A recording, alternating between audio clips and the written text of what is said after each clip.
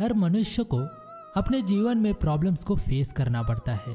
Problems के वजह से ही कई बार इंसान गलत गलत निर्णय लेता है। उसे समझ नहीं आता है कि जीवन में उसे क्या करना चाहिए।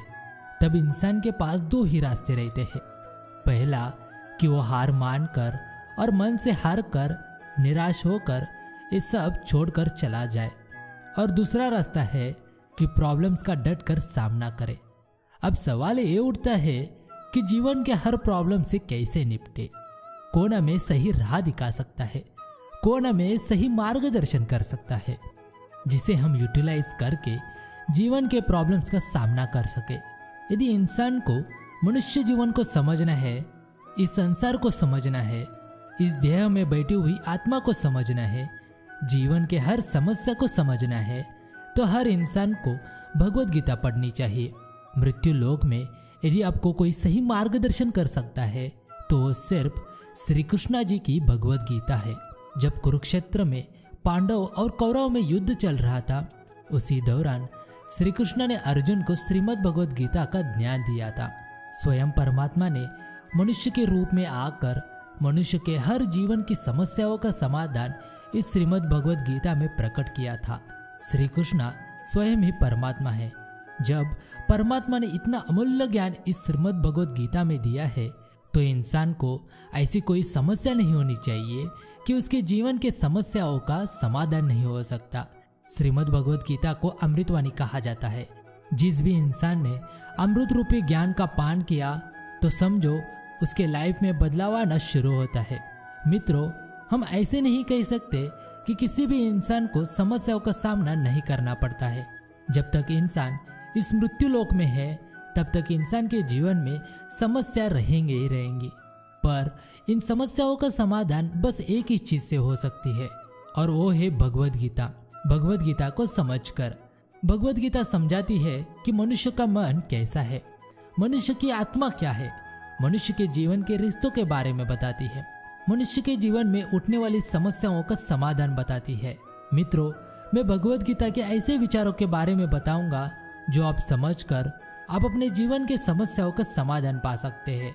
यदि मैं इस वीडियो के द्वारा आपको 1% का भी ज्ञान समझा पाया तो मैं स्वयं को भाग्यवान समझूंगा। प्लीज मेरे वीडियो को अंत तक जरूर सुनिए। जिस भी इंसान को अपने लाइफ में कुछ बड़ा गोल अचीव करना है, वो अचीव कर सकता है यदि उसने एक बार श्रीमद् भगवत गीता को समझ लिया है। वो अपने लाइफ में किसी भी प्रॉब्लम्स को आसानी से फेस कर सकता है, चाहे वो प्रॉब्लम कितनी भी जटिल क्यों ना हो। पहला उपदेश है, तुम्हारे साथ जो हुआ वह अच्छा हुआ, और जो हो रहा है वो भी अच्छा ही हो रहा है, और जो होगा वो भी अच्छा ही होगा। जो भी होता है वो नियति है या प्रारब्ध है या भगवान की इच्छा है।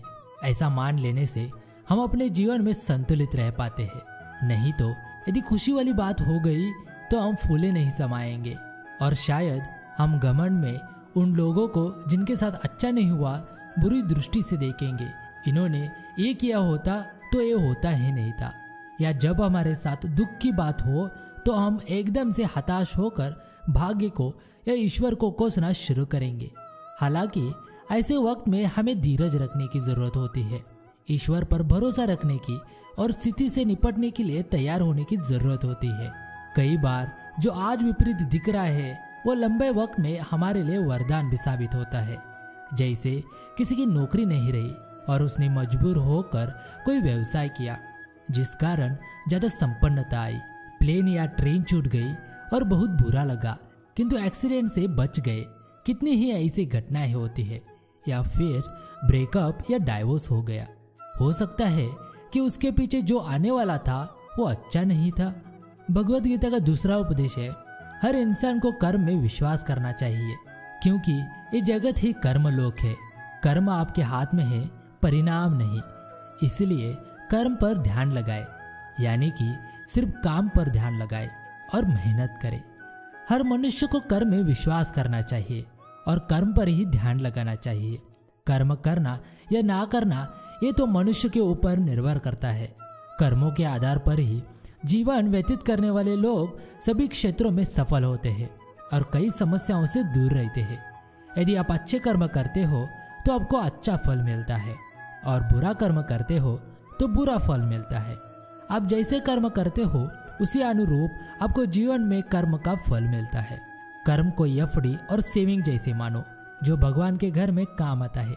यदि आपने अच्छा कर्म किया तो अच्छा ही फल मिलेगा और वही आने वाला भविष्य भी सुधरेगा।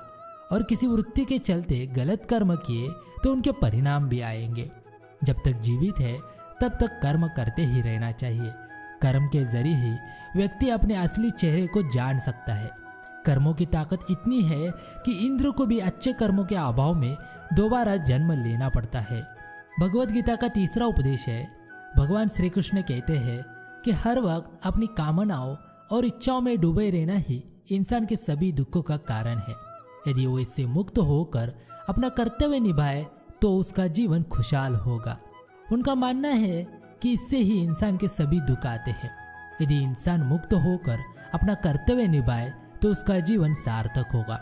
सोचो, यदि मनुष्य हर समय भविष्य के बारे में सोचता रहेगा, कर्म किए बिना ही मन में सपने बना लेगा, तो वो खुश कैसे रहेगा और शांत दिमाग से कार्य कैसे करेगा?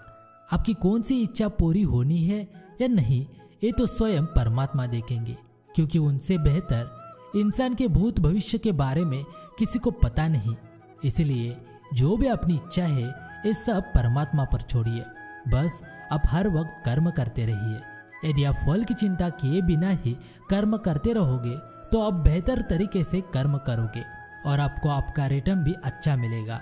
यदि आप सदैव फल की चिंताओं में रहोगे तो आप सदैव दुखी रहोगे। आपको फल मिलना है या नहीं ये तो परमात्मा तय करेंगे। ये आपके हाथ में नहीं है, बस आपके हाथ में है आपके कर्म। आप सिर्फ कर्म कीजिए। भगवत गीता का चौथा उपदेश है, जीवन का आनंद ना तो बीते हुए कल में है और ना ही भविष्य में। जीवन का आनंद तो आज को जीने में है, बल्कि अभी जीने में है। अभी आप कैसे जी रहे हैं। जीवन में हमें हमेशा खुश रहना चाहिए। हमें कभी भी खुश रहने के लिए बड़ी सफलता या समय का इंतजार नहीं करना चाहिए, क्योंकि समय के साथ हम बूढ़े होते जाते हैं और फिर अपने जीवन का असली आनंद नहीं उठा पाते हैं। जीवन का आनंद लेने का मतलब है कि जो आपके पास है उससे आप सुखी हो। आप अपनी जिंदगी की हर परिस्थितियों से संतुष्ट रहे। आप रिश्तों में अर्थ खोजे। जीवन का आनंद लेने के लिए आप अपनी रुचियों को तलाश सकते हो। आप परिवार और दोस्तों के साथ समय बिता सकते हो। भगवत गीता का 5वां उपदेश है, यदि कोई इंसान जो चाहता है उसे विश्वास के साथ करता है तो वह जो चाहे बन सकता है। सही है कि मनुष्य जो चाहे वो बन सकता है, यदि मनुष्य पूरे फोकस के साथ एक ही लक्ष्य पर काम करे तो। जब कोई व्यक्ति किसी कार्य को करने के लिए दृढ़ संकल्प लेता है तो पर्वत भी उसके सामने राई के समान हो जाता है। फिर कोई भी बाधा उसका मार्ग नहीं रोक सकती। जब एक छोटा सा झरना संकल्प कर लेता है तो चट्टानों की छाती चीर कर बाहर निकलता है। जब एक नन्हा सा बीज उगने का संकल्प कर लेता है वो धरती से बाहर फूट कर निकलता है। मानव के मन में असंख्य शक्तियां भरी है और इन सारी शक्तियों में महानतम शक्ति है संकल्प। संकल्प असंभव को भी संभव बना सकता है। सदैव संदेह करने वाले व्यक्ति के लिए प्रसन्नता न इस लोक में है न ही कहीं और। क्रोध से भ्रम पैदा होता है, भ्रम से बुद्धि व्यग्र होती है। जब बुद्धि व्यग्र होती है तब तर्क नष्ट हो जाता है। जब तर्क नष्ट होता है तब व्यक्ति का पतन हो जाता है। मन की गतिविधियों, होश, श्वास और भावनाओं के माध्यम से भगवान की शक्ति सदा तुम्हारे साथ है और लगातार तुम्हें बस एक साधन की तरह प्रयोग करके सभी कार्य कर रही है।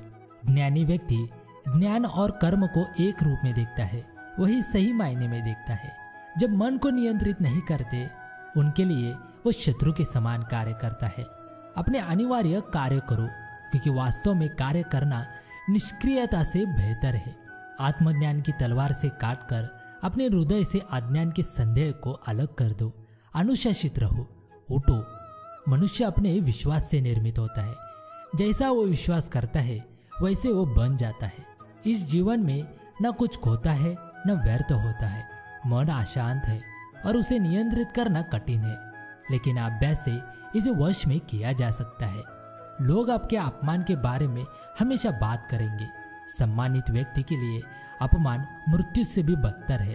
प्रबुद्ध व्यक्ति के लिए गंदगी का ढेर पत्थर और सोना सभी समान है।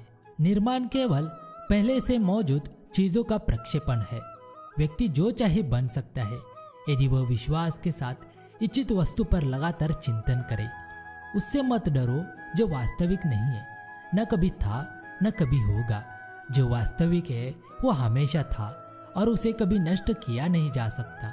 ज्ञानी व्यक्ति को कर्म के प्रतिफल की अपेक्षा कर रहे अज्ञानी व्यक्ति के दिमाग को अस्थिर नहीं करना चाहिए। हर व्यक्ति का विश्वास उसकी प्रकृति के अनुसार होता है। जन्म लेने वाले के लिए मृत्यु उतनी ही निश्चित है जितना कि मृत्यु होने वाले के लिए जन्म लेना। इसलिए जो अपरिहार्य है उस पर शोक मत करो। अप्राकृतिक कर्म बहुत तनाव पैदा करता है। श्री कृष्ण कहते हैं, सभी अच्छे काम छोड़कर बस भगवान में पूर्ण समर्पित हो जाओ, मैं तुम्हें सभी पापों से मुक्त कर दूंगा। शोक मत करो। किसी और का काम पूर्णता से करने से कहीं अच्छा है कि अपना काम करे, भले ही उसे अपूर्णता से करना पड़े। श्री कृष्ण कहते हैं, मैं उन्हें ज्ञान देता हूँ जो सदा मुझसे जुड़े रहते हैं और जो मुझसे प्रेम करते हैं। मैं सभी प्राणियों को समान रूप से देखता हूँ, ना कोई मुझे कम प्रिय है न अधिक, लेकिन जो मेरी प्रेम पूर्वक आराधना करते हैं वो मेरे भीतर रहते हैं और मैं उनके जीवन में आता हूँ। प्रबुद्ध व्यक्ति सिवाय ईश्वर के किसी और पर निर्भर नहीं करता। मेरी कृपा से कोई सभी कर्तव्यों का निर्वाह करते हुए भी बस मेरी शरण में आकर अनंत अविनाशी निवास को प्राप्त करता है। हे अर्जुन, केवल भाग्यशाली योद्धा ही ऐसे युद्ध लड़ने का अवसर पाते हैं जो स्वर्ग के द्वार के समान है। भगवान प्रत्येक वस्तु में है और सबके ऊपर भी। बुद्धिमान व्यक्ति कामुक सुख में आनंद नहीं लेता। अर्जुन श्री कृष्ण से कहते हैं, आपके सर्वलौकिक रूप का मुझे ना प्रारंभ न मध्य न अंत दिखाई दे रहा है। जो कार्य में निष्क्रियता और निष्क्रियता में कार्य देखता है वह एक बुद्धिमान व्यक्ति है। श्री कृष्ण कहते हैं, मैं धरती की मधुर सुगंध हूँ, मैं अग्नि की उष्मा हूँ, सभी जीवित प्राणियों का जीवन और सन्यासियों का आत्म संयम हूँ। तुम उसके लिए शोक करते हो जो शोक करने की योग्य नहीं और फिर भी ज्ञान की बातें करते हो। बुद्धिमान व्यक्ति ना जीवित और ना ही मृत व्यक्ति के लिए शोक करते हैं। कभी ऐसा समय नहीं था जब मैं, तुम या ये राजा महाराजा अस्तित्व में नहीं थे, ना ही भविष्य में कभी ऐसा होगा कि हमारा अस्तित्व समाप्त हो जाए। कर्म मुझे बांधता नहीं क्योंकि मुझे कर्म के प्रतिफल की कोई इच्छा नहीं। हे अर्जुन, हम दोनों ने कई जन्म लिए हैं, मुझे याद है लेकिन तुम्हें नहीं। वह जो वास्तविकता में मेरे उत्कृष्ट जन्म और गतिविधियों को समझता है वह शरीर त्यागने के बाद पुनः जन्म नहीं लेता और मेरे धाम को प्राप्त होता है। अपने परम भक्तों जो हमेशा मेरा स्मरण या चित्त मन से मेरा पूजन करते हैं, मैं व्यक्तिगत रूप से उनके कल्याण का उत्तरदायित्व लेता हूँ।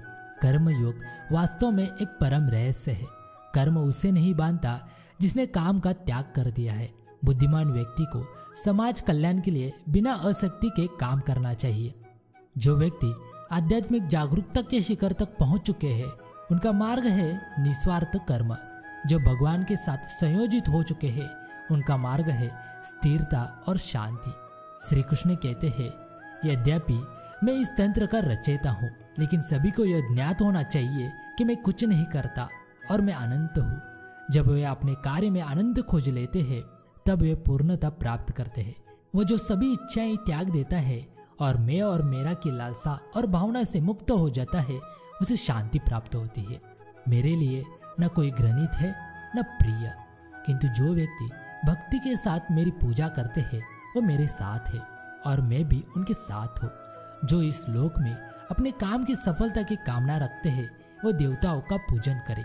श्री कृष्ण कहते हैं, मैं ऊष्मा देता हूँ, मैं वर्षा करता हूँ और रोकता भी हूँ, मैं अमृतत्व भी हूँ और मृत्यु भी। बुरे कर्म करने वाले सबसे नीच व्यक्ति जो राक्षसी प्रवृत्तियों से जुड़े हुए हैं और जिनकी बुद्धि माया ने हर ली है वो मेरी पूजा या मुझे पाने का प्रयास नहीं करते। जो कोई भी जिस किसी भी देवता की पूजा विश्वास के साथ करने की इच्छा रखता है मैं उसका विश्वास उसी देवता में दृढ़ कर देता हूँ। हे अर्जुन, मैं भूत, वर्तमान और भविष्य के सभी प्राणियों को जानता हूँ किंतु वास्तविकता में कोई मुझे नहीं जानता। स्वर्ग प्राप्त करने और वहां कई वर्षों तक वास करने के पश्चात एक असफल योगी का पुनः एक पवित्र और समृद्ध कुटुंब में जन्म होता है। केवल मन ही किसी का मित्र और शत्रु होता है। श्री कृष्ण कहते हैं, मैं सभी प्राणियों के हृदय में विद्यमान हूँ। ऐसा कुछ भी नहीं चेतन या अचेतन जो मेरे बिना अस्तित्व में रह सकता हो।